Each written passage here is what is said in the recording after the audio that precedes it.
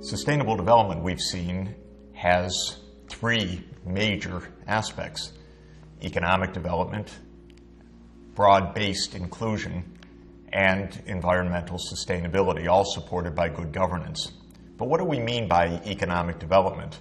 I want to introduce the main concept of how we measure economic development. Of course, there are many different aspects of a true and proper understanding of economic development, but we tend to use a shorthand, and that is called the gross domestic product of a country. The gross domestic product has three words and three concepts in it. It means the total production taking place within the geographic boundaries of a country in a given year. So the gross of the gross domestic product means you're measuring everything that is taking place within the country. You're not taking into account in that measurement the depreciation of capital and so forth, which would give us a different concept called net domestic product. Domestic signifies the fact that we're talking about a geographic area, and we're concerned with how much economic activity or production takes place within the boundaries. Of course, usually we're talking about a country, but we could be talking about the production of a city or a region.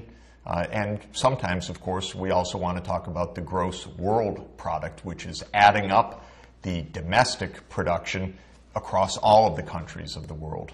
And product or production signifies the fact that what we're interested in measuring is not the accumulated wealth, the wonderful buildings and monuments and roads and infrastructure, the natural beauty of a country which may tremendously raise the quality of life. We're interested in the actual flow of production in a given time period. For most purposes, we look at a year, though when policymakers are trying to understand short-term dynamics of unemployment and production, they're interested often in measuring the gross domestic product even over a quarter of a year. We're going to look at national measurement for countries. We're going to look at the annual measurement. Now, one more critical point about measuring the gross domestic product. In general, we're interested in getting a sense of the standard of living of a country. And to do that, we take the total production in the country over a given time period, usually the year, and divide it by the population so that we're interested in the gross domestic product per person or per capita. Why is that? Well, of course, larger countries produce more because there are more people, there are more workers. But if we simply were to compare countries in terms of the total production, we'd find that highly populous countries would have higher production, but we wouldn't learn very much about whether the living standards of those larger countries is really higher than the living standards of a small country, which may produce a little bit, but quite a bit for each person in the economy. So when we think about economic development, we tend to think about the gross domestic product per person. Let me emphasize again, that's not really a comprehensive measure of economic development. We want to know whether people are healthy or not. We want to know levels of education. We want to know other indicators of well-being. But as a shorthand, when I want to get a sense of a country's overall level of economic development, I start by looking at the gross domestic product per person, because it's going to be a pretty good indicator of where things stand. And indeed, that's what the keeper of the accounts, which is the World Bank, does. The World Bank keeps very systematic tabulations on gross domestic product per person, and it classifies countries in a way that is also extremely helpful for us. The World Bank gives three categories of countries: high-income countries, middle-income countries, and low-income countries. And it puts each nation into one of those three bins depending on its measured gross domestic product per person. Roughly speaking, a low-income country is a country where the domestic production per person is at a level below a threshold of about $1,000 per person per year. In other words, roughly $3 per day. And a middle-income country is a country that is in a band between $1,000 roughly per person and about $12,000 per person per year. And the high-income countries are countries that are above the $12,000 per person threshold. There are then refinements. The middle-income group, which is quite a big one, is divided between the upper middle income and the lower middle income, with the dividing line of about $4,000 per person per year. The World Bank categories provide us with a useful depiction, a good map of the world. And if you look at the map in front of you, you can see that those few areas that are shaded blue are the high-income countries: the US and Canada, Western Europe, Japan and Korea, Australia and New Zealand, and a few other parts of the world. Add up the population of that high-income group, and you find that it's about 1 billion of the roughly 7 billion people on the planet. So it's about 1 in 7 in the world, roughly 15% of the world's population, living in high-income countries. Then take a look at this large middle group of beige colors, and you see that that covers a wide expanse of the world. And indeed, 5 out of 7 in the world's population, roughly 5 billion of the 7 billion people on the planet, are in the middle income category. So that's a big middle. And that's divided between an upper part and a lower part, roughly half and half, approximately 2.5 billion people in the upper middle income category and about 2.5 billion people in the lower middle income. Then look at the countries shaded red. Those are the poor countries, the low income category. And by simple arithmetic, we can say that 7 billion minus the 1 in the high income minus the 5 in the middle income, that leaves about 1 billion people approximately living in the low income countries. We've already noted that the low income countries are heavily concentrated in tropical Africa and in South Asia, with a scattering of low income countries in other parts of the world. But in our world today, the poorest countries in the world are concentrated in these two regions, and most of the world's poor people, therefore, live in those regions where the countries are in the low-income category. Now, let me mention one more category. It's not a World Bank category, it's a United Nations category, but also very important for us to remember. Even within the low-income countries, there are distinctions. There's a subgroup within the low-income countries that's in pretty desperate shape. Not only are they poor, but the human conditions of disease, of education levels, of social instability are very bad. And moreover, this subset of countries is highly vulnerable to droughts, to floods, to conflict, to violence.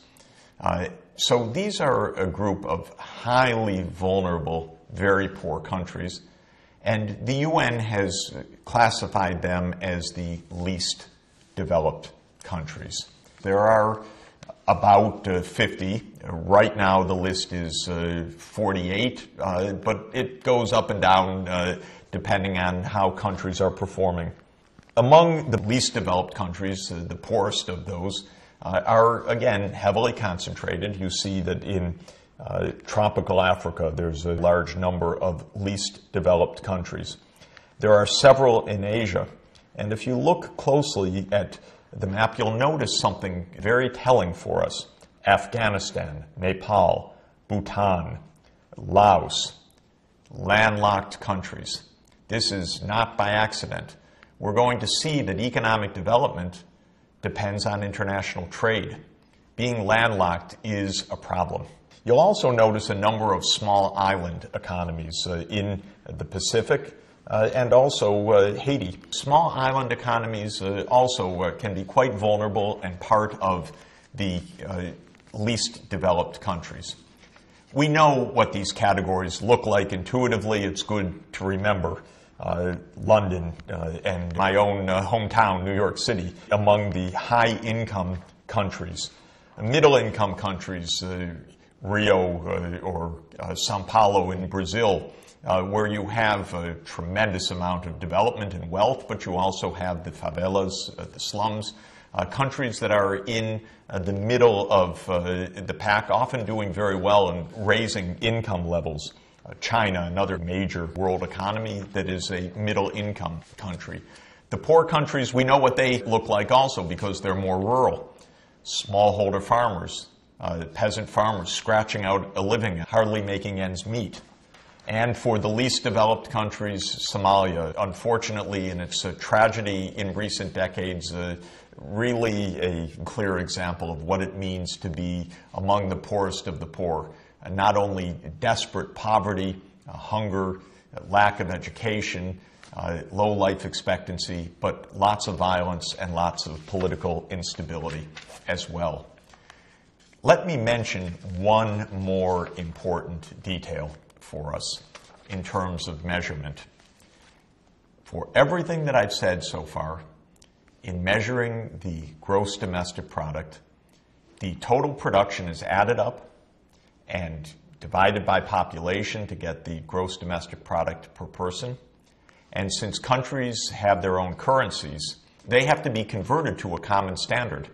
And so the exchange rate is used to convert the national currency into a common, typically US dollar standard. And that's how we make the comparisons in a common currency. But there's another translation that can also be useful. I want you to be aware of it because we will be referring to it many times.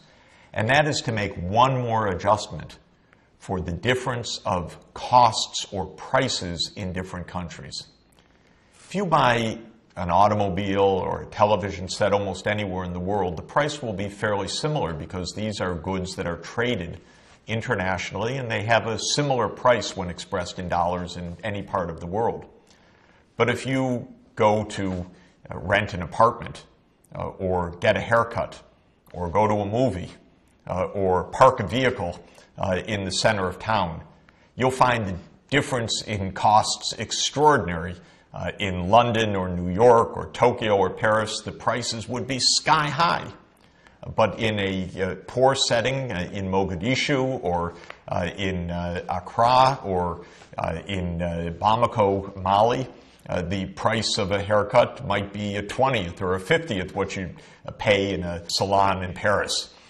So one has to take into account that simply measuring the output and converting to dollars might not give a full comparison because the purchasing power in a poorer country might be a little bit higher than is indicated. So we often make one more adjustment called purchasing power adjustment or purchasing power parity to take into account the relative price levels.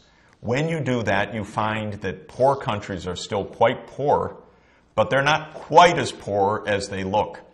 Take a case of a country like Malawi, a poor country landlocked in tropical Africa. Measured in the market prices and market exchange rate, its per capita income is around $250 per person per year compared with $50,000 per person per year in the United States. Malawi is extraordinarily poor. Adjust for the lower costs of living in Malawi, and you find that Malawi is still very poor, but maybe the income with the purchasing power adjustment should be around $900 to $1,000, roughly 4 times higher than simply using the market prices. So that's a system called purchasing power parity, measures of gross domestic product per person. It's a lot of words, it's a lot of concepts. The main point that I am stressing is that we measure economic development in shorthand by the gross domestic product per person. We adjust obviously for population, we adjust for currency, and very often we want to adjust for the different price levels. Then we can classify countries and we can study the question, why are countries at different levels of development? How do those different levels of development relate to other things that matter a lot for people? Their health, their well-being, their happiness, and what can countries do that are at the low end of this curve, the least developed countries and the low-income countries, to raise their living standards, to achieve economic growth, that is a rise of gross domestic product per person, fast enough to narrow the gap significantly with the wealthier and the higher income countries. That, of course, is one of the key challenges of sustainable development.